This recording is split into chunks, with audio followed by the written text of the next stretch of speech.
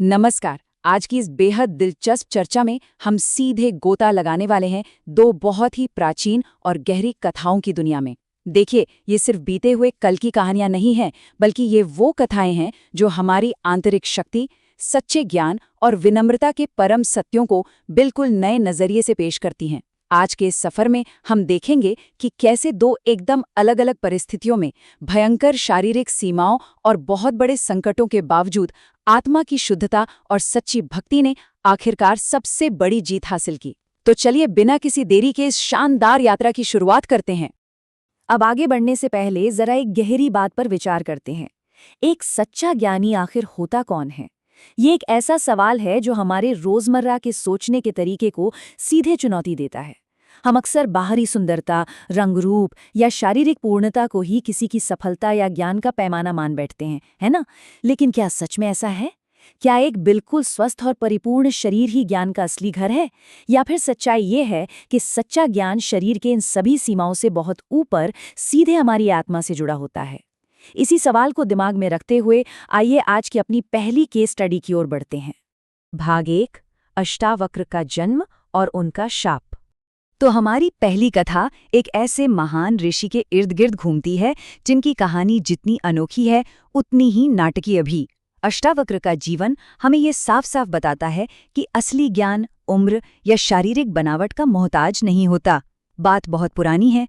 ऋषि कहोड़ अपनी गर्भवती पत्नी सुजाता के पास बैठकर वेदों का पाठ कर रहे थे।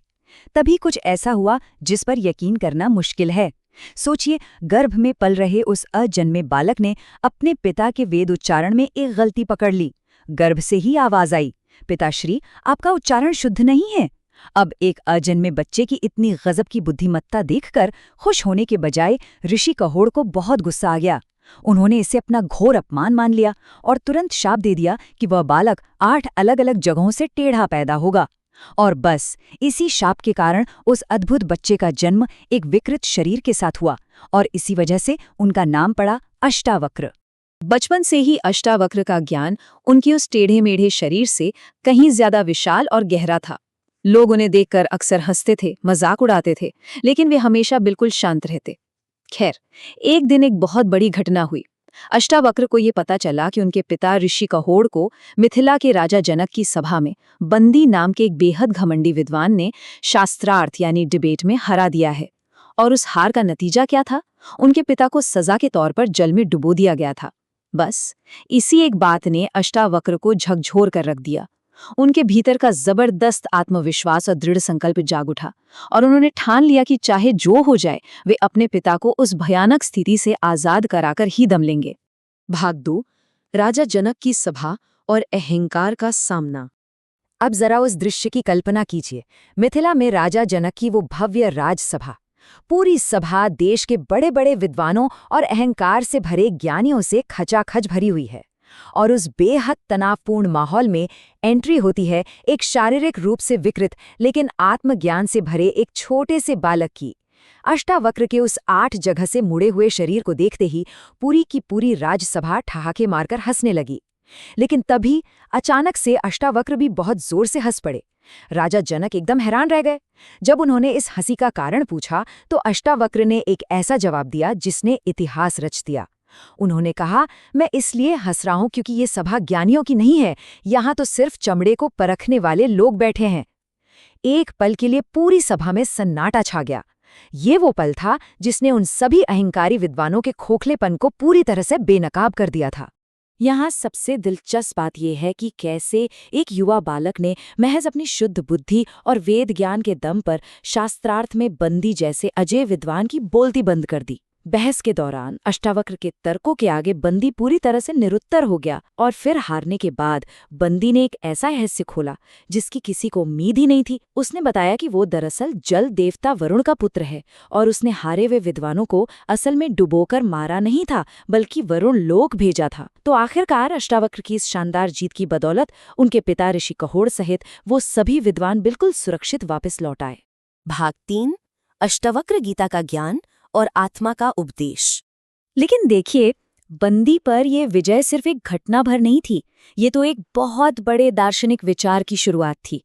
यहीं से अद्वैत वेदांत का वो मूल उपदेश दुनिया के सामने आया जो अष्टावक्र ने राजा जनक को दिया था, जिसे आज हम अष्टावक्र गीता के नाम से जानते हैं। इसका सार बहुत ही सीधा और स्पष्ट है कि दो अलग-अलग वास्तविकताएं मौजूद हैं। एक है हमारा भौतिक शरीर जो जन्म लेता है, जिसमें कमियां हो सकती हैं और जो एक दिन खत्म हो जाएगा, और दूसरी है आध्यात्मिक वास्तविकता, यानी हमारी आत्मा जो पूरी तरह शुद्ध है, अनंत है और कभी नहीं मरती। अष्टावक्र ने राजा जनक को यही समझाया कि तुम ये शरीर नहीं हो, तुम शुद्ध आत्मा हो। यही परम सत्य है। चलिए अब अपनी चर्चा को थोड़ा आगे बढ़ाते हैं। सत्य तक पहुंचने के लिए इन प्राचीन कथाओं में दो बहुत ही गहरे मार्ग दिखाए गए हैं। एक तरफ तो हमने अभी अष्टावक्र का ज्ञान का मार्ग देखा, जहां सर्वोच्च बुद्धि और आत्मज्ञान ही मुख्य शक्ति है।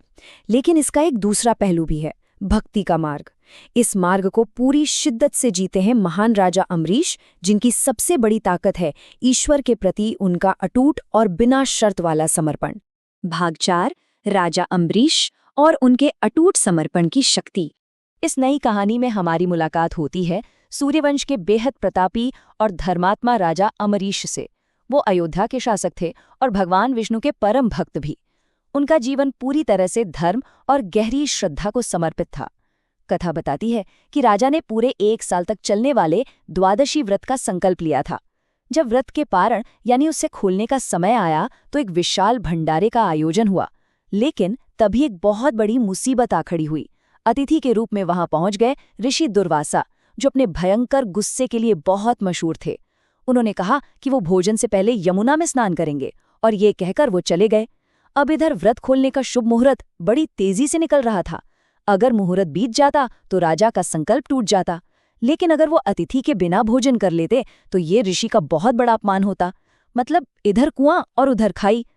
इस धर्म संकट से बचने के लिए विद्वानों की सलाह मानकर राजा ने सिर्फ भगवान का चरणामृत पी लिया। इससे व्रत भी पूरा हो गया और अतिथि के लिए भोजन भी बचा रहा।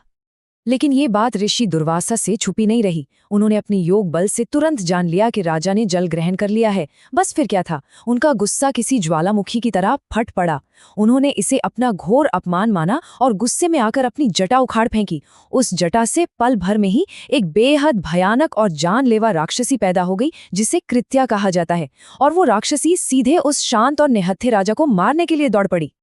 अब यहाँ जो होता है वो सबसे ज्यादा गौर करने वाली बात है। एक सच्चे भक्त के लिए भगवान की सुरक्षा पलक झपकते ही कैसे पहुंचती है, ये उसका सबसे बड़ा उदाहरण है। जैसे ही वो राक्षसी राजा पर झपटने वाली थी, भगवान विष्णु का अजेय सुदर्शन चक्र वहां प्रकट हो गया। उसने एक ही सेकंड में उस राक्षसी को भस्म कर दिया और फिर सीधे ऋषि दुर्वासा के पीछे पड़ गया। इसके बाद तो मानो एक ब्रह्मांडीय चेस सीक्वेंस शुरू हो गया। अपनी जान बचाने के लिए वो महान योग बल वाले ऋषि तीनों लोकों में भागते फिरे। वो ब्रह्मलोक गए, फिर कैलाश गए और आखिरकार वैकुंठ भी पहुंचे। लेकिन ईश्वरीय न्याय के सामने उनका वो सारा का सारा योग बल बिल्कुल बेबस साबित हुआ।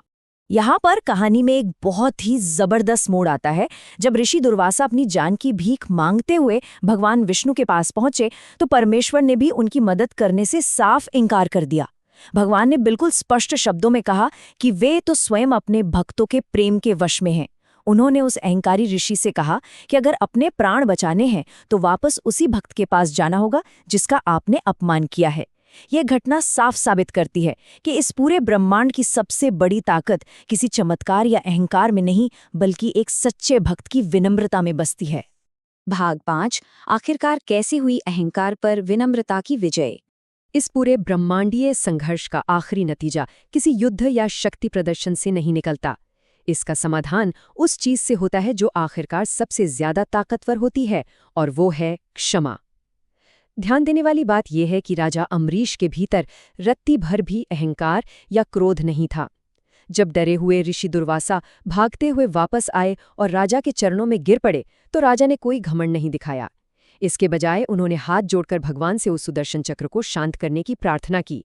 जरा सोचिए, जिस इंसान ने उन्हें मारने की कोशिश की थी उसी को राजा ने बड़े प्रेम और सम्मान से भोजन कराया। राजा के इस असीम धैर्य और बिना शर्त वाली करुणा ने आखिरकार ऋषि के अहंकार को जड़ से खत्म कर दिया। तो कुल मिलाकर आज की इस चर्चा से कुछ बहुत ही शानदार और गहरी बातें निकलकर सामने आती हैं। अष्टावक्र की कहानी ने हमें ये सिखाया कि सच्ची बुद्धिमत्ता कभी बाहरी आवरण में नहीं बल्कि भीतर छिपे आत्मज्ञान में होती है। वहीं अम्बरीश की कहानी ने ये दिखाया कि ईश्वर के प्रति बिना शर्त प्रेम और अटूट भक्ति से बड़ी कोई ढाल नहीं है। दोनों ही कहानियों में एक बात बिल्कुल कॉमन है, क्रोध और अहंकार अंत में सिर्फ पतन और अपमान का ही कारण बनते हैं।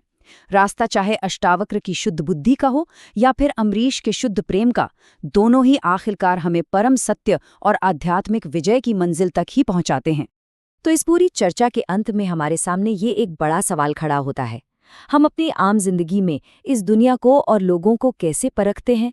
क्या हम अष्टावक्र को देखकर ठहाके लगाने वाली उस राजसभा की तरह सिर्फ बाहरी रूप, रंग और चमड़े को ही देखते रह जाते हैं, या फिर हम उस गहराई तक उतरने की कोशिश करते हैं जहां वो शुद्ध आत्मा और सच्चा ज्ञान बसता है? ये सच में विचार करने वाली बात है। इन प्राचीन लेकिन आज भी उतनी ही प्रासंगिक कथाओं के इस सफर में साथ जुड़ने के लिए बहुत बहुत धन्यवाद। इसी सवाल के साथ हम आज की इस चर्चा को यहीं विराम देते हैं। कुछ नया सीखते रहिए और ज्ञान की खोज जारी रखिए।